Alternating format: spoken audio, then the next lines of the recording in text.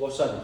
Demak, bizning continuous zamonlarni bor-ku bolalar. Nima qilayotganda, o'rganayotganda qoidasini, formulasini yodlab bo'lmaylar. Hayotda ishlatilishini bilinglar-da. Hayotda qachon ishlatamiz? O'shani bilsak, biz ishlata olamiz buni. Bo'lmasa qoidasi yo'q. Demak, we use the present continuous for biz ishlatamiz present continuousni actions happening now at the moment of speaking. Aynan hozir men gapirib turgan paytimda bir ish harakat sodir bo'lyapti. Masalan, ko'chada qarasam, they are walking in the park now. Mana burada rasmni ko'rsatib turib qaranglar. Er xotin ham bolalar qo'lidan ushlab nima qilib yuribdi? Parkda aylanib yuribdimi? Demak, men o'shalarni nima qilayotganini aytsam, bular hozir nima qilayotganini aytaman. Misol uchun they are walking, walk degan yurmoq, sayr qilmoq degan. Walking in the park now. Ular hozir parkda yuribdi. Tushunarlimi?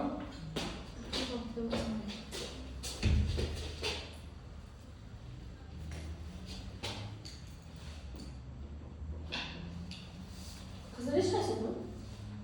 Sigaret. Edi. Bu guruhda kimlar qolgan hozir? Qizlarning kimlar bor? Jasmina qo'ygan. Jasmina telefon qilish kerak, shu qiz kelmadi. Telefonimda nomer bormi? Qo'ydas bo'lganmi? Ega, bir fotolik, do'shak ko'rsatdi. Asadbekdan kelamishing? Yo'q, ular u guruhda. Uchastkada ular.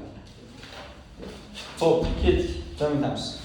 Mana aynan gapirayotgan vaqtimda bu ish harakat sodir bo'lyapti, yoki men hozir gapiryapman desam, bu present continuousga misol bo'ladi. Tushunarlimi? Keyingisi temporary actions happening around now but now at the moment actual moment of speaking. Keyin vaqtinchalik ish harakatlarga ham present continuous ishlarida aynan hozir emas, shu kunlarda bo'lyapti. Misol uchun qaranglar. Mana bu Descartes misol qilib keltirganini bilasizlarmi? Burada aytyapti.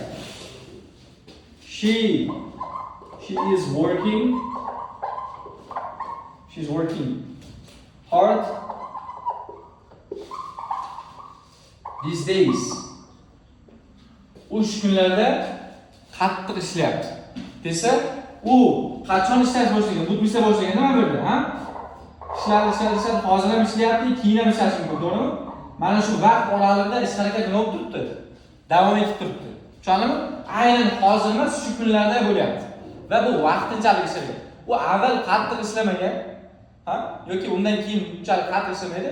Faqatgina shu kunlarda ishlar ko'payib ketgani uchun u nima qilyapti? Qattiq ishlayapti. Bu vaqtinchalik ish harakat bo'ladimi? Mana. These days degan nima degani ekan? Nowadays ham shu kunlarda degan. Tushunarlimi? Xo'p, bu yerda ikkitasini gapirib o'tib ketgan, men sizlarga yana qo'shimcha o'zim nima aytaman? Kelajakda qilinishi rejalashtirilgan ish harakatlarga ham bizning continuous zamon ishlatadi. Kelajakda qilinishi rejalashtirilgan qanday bo'ladi? Misol uchun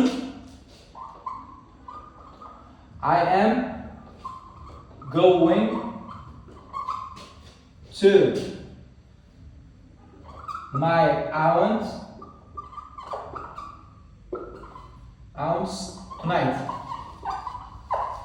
Desa, qaraymiz.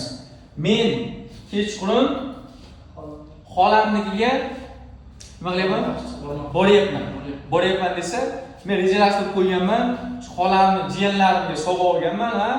Demak, rejalashtirib qo'yganman, bu present continuous bo'lar ekan. Bu kelajak bo'lyapti. Tushunarlimi? Present continuous kelajakda ishlatish mumkinmi desa mana. Aniq ular ish sodir bo'lmoqchi bo'ladi. Ha. Aniq rejalashtirib qo'ygan bo'lsa bo'lar ekan.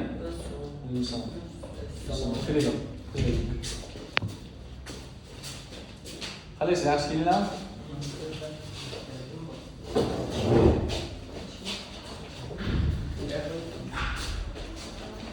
Bo'l joylashamiz.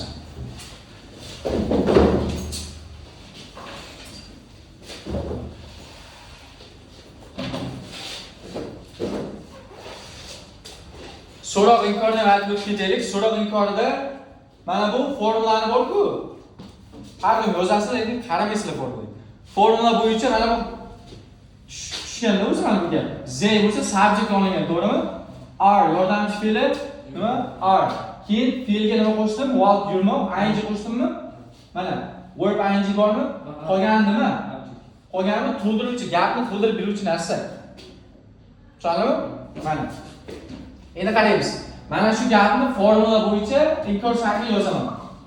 They aytadi, keyin nima? Are bo'ladi, keyin formula bo'yicha qarayman. Notmi? Not, keyin verb ing. Walking in the park.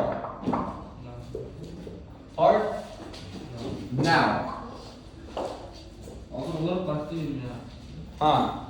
Ular parkda hozir sayr qilmayapti bu. So'rasakchi, arni oldinga chiqaraman. Are they walking in the park now?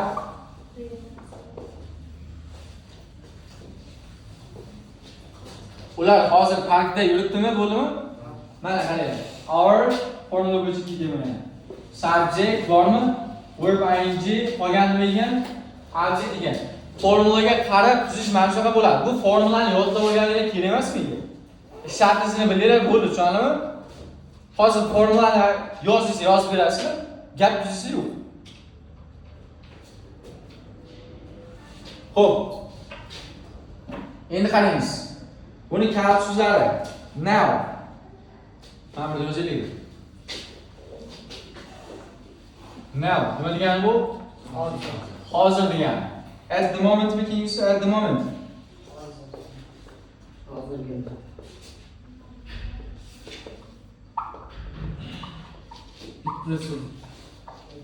At present. Hozirda degani. Keyingisi? Tonight. These days. These days.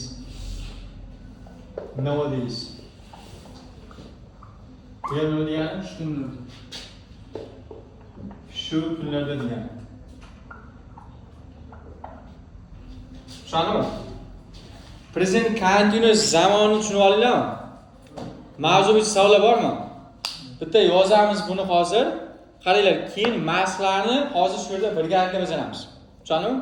Uyga o'zingizlardan nelardan ishlatib gap tuzib kelasizlar. Gap tuzayotganda ham bor-ku. Qanaqa tuzishinglar kerak?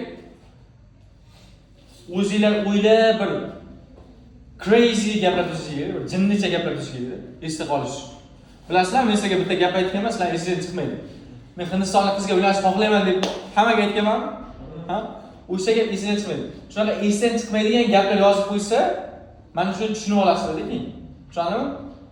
Hozir buni yozamiz, keyin mashqlar birga qilamiz.